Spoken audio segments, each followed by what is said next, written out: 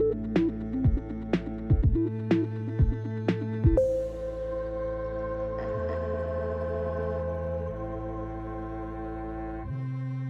guys, welcome back to Release the Craftin. Bristol here with another edition of hashtag Poevember 24. That's Poevember 24, where we're doing a whole month of cool, gothic-y, spooky Poe themed things. That's Edgar Allan Poe for you guys who are just joining us. I am an absolute fan. And, yeah, we're doing a whole month of Poe craft. So here we are, and the prompt for today, day 20, is lilies. And you guys, I don't know why I picked this, because I didn't have any lily stuff. Or at least I thought I didn't until I found this stamp set, and I was like, oh, thank God, because I didn't know how I was going to do this. I was really struggling to come up with something to make for this day, because I was like, Lily, why would you say lilies? Why would you do that to yourself? So if you guys are struggling trying to come up with stuff for your prompts, just know the struggle is not yours alone. I also struggle to come up with stuff for these challenges. And I don't plan stuff out when I'm making the prompt list. You think I would, like, do that in my favor and be like, here's what you're going to make for this day and this day and this day. So that by the time I announce it, like, I'm ready to go. I don't. I don't do that. I just go, oh, this sounds like a good idea, and I write it down, and there we go. That's the entire creative process of these prompt lists. So yeah, I almost wanted to cry for this one because, yeah, I was really struggling, and I literally just sat down with all of my die cuts, all of my stamps, and was like looking at all of my books and just being like, give me something. And then I found this stamp and was like, oh my goodness, thank you God so much. So, the only thing that saves me, the saving grace of this stamp, is that this is like one of those like gothic-y cathedral type window stamps, and at the bottom is a bin of lilies, and that is the only thing, the only way I could figure out how to tie lilies into this sort of deal. I don't know why I didn't just say roses. I have a bajillion rose things, but I didn't. It was lilies, which is kind of funny because I actually really like lilies, but I just don't have that much stuff with lilies on it. And then I got the idea of turning the index card into sort of the wall on the inside of, like, our gothic mansion.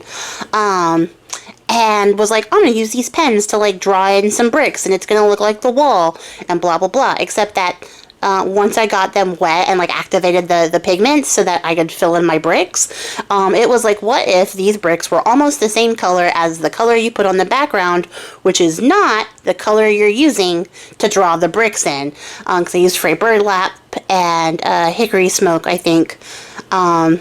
And I use Lost Shadow on the background. And now that I'm thinking about it, it probably is the same color. I think I did also use hickory smoke for the deeper gray color on the background. So that's my bad, now that I'm thinking about it. But anyways, the bricks were not bricking in the way that I wanted them to, although they do add an interesting bit of texture and color to the background. They sort of got lost in the sauce. So I came back through with this stone stamp.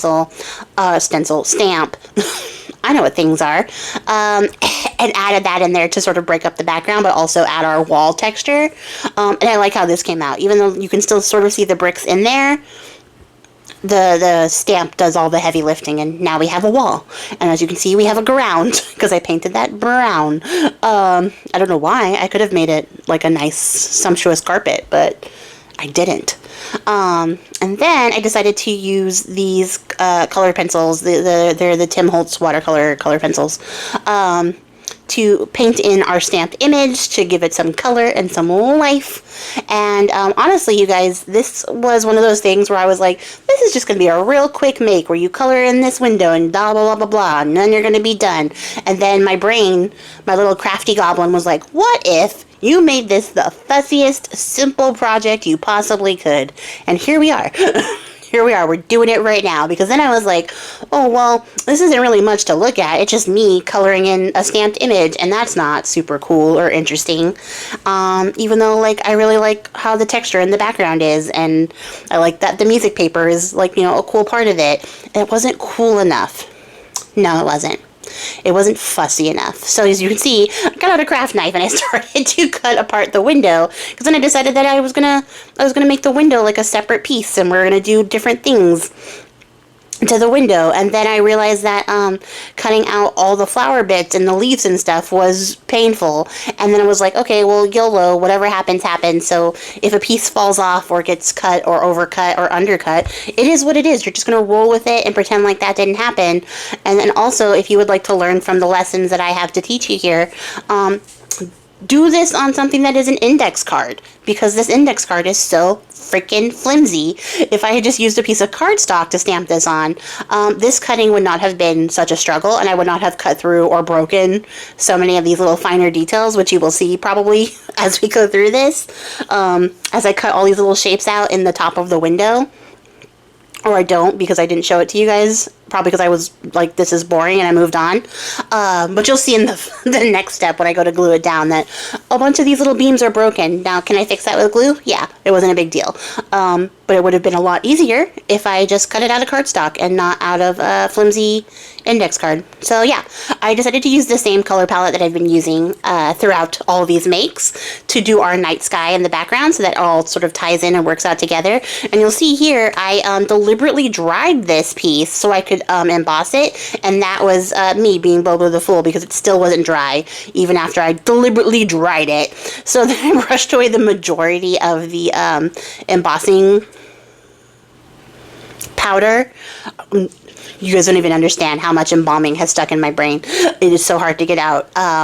It will eventually die out, and then we'll embalm it. At any rate, I brushed away the majority of it and then embossed what was left, so that we would have a light scattering of stars. And then I decided I needed more stars. And then I decided I needed a moon, so I painted in the moon.